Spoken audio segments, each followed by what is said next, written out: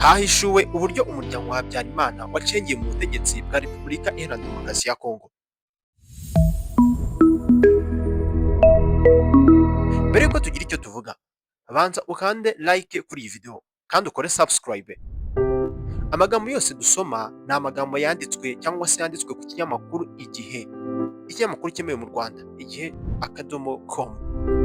Icukumbura ryagaragaje ko umuryango wa Habyarimana Juvenal wayoboye u Rwanda ufite uruhare mu bikorwa bya politiki n'umutekano wa Repubulika Iharanira Demokarasi ya Kongo, ndetse yewe bishobora kuvuga ko ari ibya kera, cyane cyane mu gihe intambara y'umurasirazuba bw'iki gihugu ikomeje nonaha.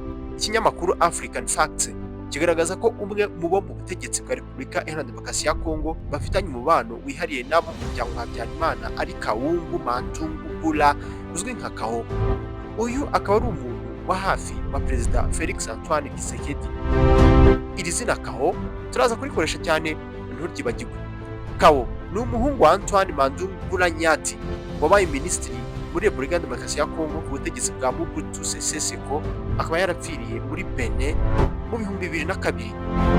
Mu nkuru yasohotse kuri 30 Nyakanga 2026, iki kinyamakuru cyatangaje ko umubano wa Kao ni wa mugabo n'abo mu muryango wa Habyarimana watangiye kugaragara mu myaka myinshi ishize ubwo bahuriraga mu Bubiligi.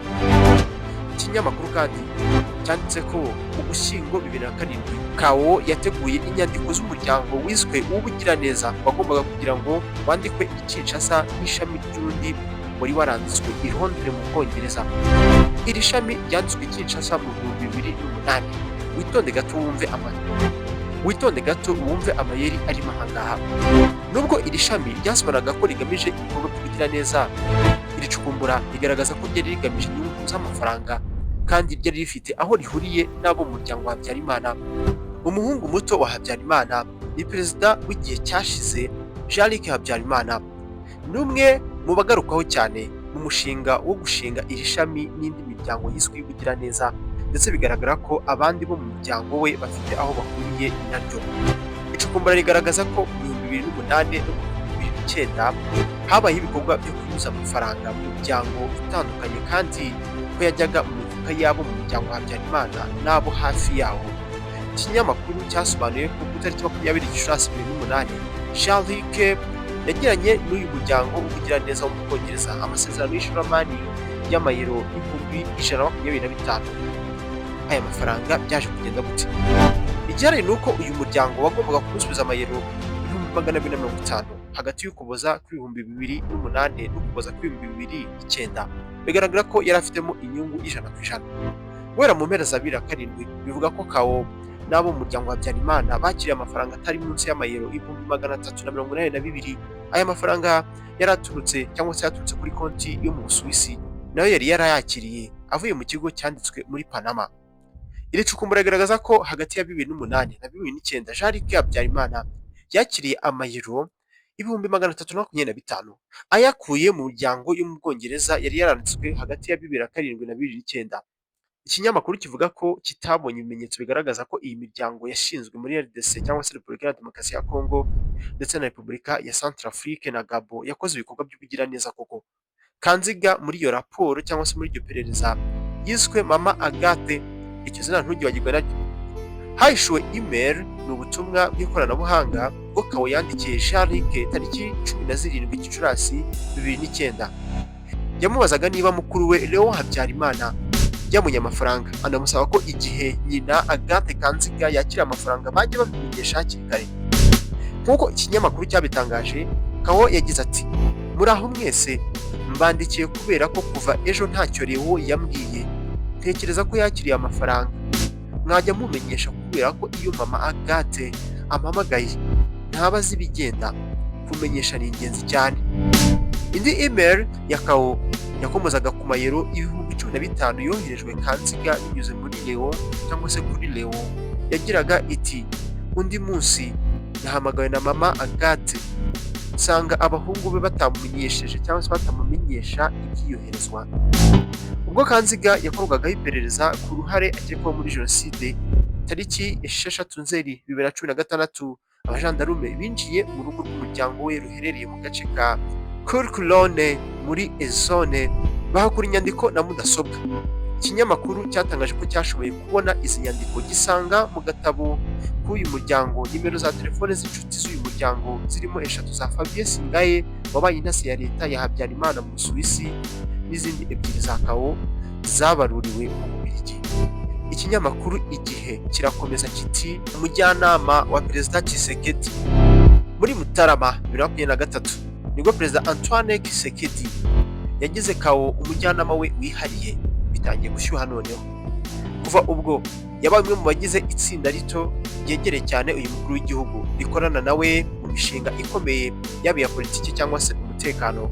Ikinyamakuru cyatangaje ko Kao yitabiriye ibiganiro biganisha ku masezerano y'ubucuruzi cyangwa se y'ubucukuzi bw'amabuye y'agaciro, ibijyanye no kugura intwaro, ibikorwa bya gisirikare ndetse n'ikoreshwa ry'abacancuro b'abanyamahanga. Wumve neza inshingano za Kao icyo gihe, cyangwa se Kao umaze igihe kinini ari inshuti y'umuryango wa Habyarimana urwanya leta y'u Rwanda, zirakomeye cyane mu gihe mu burasirazuba bwa Repubulika Iharanira Demokarasi ya Kongo hari kuba intambara ihanganishije ingabo za leta n'ihuriro AFC M23. Yaba leta ya Repubulika Iharanira Demokarasi ya Kongo n'umuryango wa Habyarimana, cyane cyane Jean-Luc, bishinja u Rwanda gufasha abarwanyi ba AFC M23 no kohereza abasirikare mu burasirazuba bwa Repubulika Iharanira Demokarasi ya Kongo. Ibi birego u Rwanda rwabihakanye kenshi rugaragaza ko bidafite ishingiro na rito. Muri Kamena 2024 Jean-Luc yagiriye uruzinduko rw'ibanga i Kinshasa asubirayo ku mugaragaro mu Gushyingo 2025, aho yanafashwe amashusho. Bivuga ko yahuye n'abayobozi bo muri Repubulika Iharanira Demokarasi ya Kongo. U Rwanda rugaragaza ko izi nzinduko zari mu mugambi wo kuruhungabanya umaze igihe unategurwa.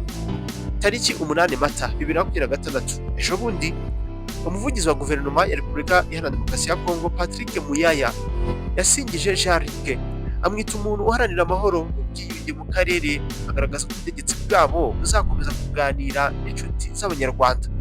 Wowe ibiro bivuga iki? Iri cukumbura ryagaragaje ko tariki 16 Mata 2024 Kao yitabiriye inama. Iyo nama yabereye i Kinshasa, aho yabashishikarije gukomeza ibikorwa byo kwinjiza urubyiruko muri iyi mitwe.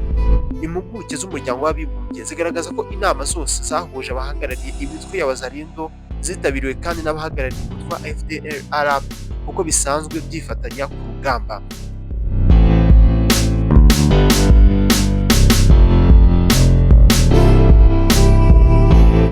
Iri cukumbura rigaragaza ko kuba hari abantu bahuje amateka n'umuryango wa Habyarimana begera inzego za politiki n'igisirikare bya Repubulika Iharanira Demokarasi ya Kongo ari ibintu bishobora kugira uruhare mu buryo igihugu gifata ibyemezo ku mutekano wacyo. Ibi icyo bivuze ku Rwanda namwe muracyumva. Iyi ni Montagne Rwandaise, ndetse amagambo yose twavuze ni inyandiko yanditswe n'ikinyamakuru Igihe .com, usibye aho twagiye twongeramo ngo inkuru n'ibika bigendane neza. Mukore subscribe, inkuru ni hano muzumvira, ni hano muzikura. Iyi raporo iri cukumbura wowe urarivugaho iki? Naho ubutaha, nitwa Samuel Mugisha.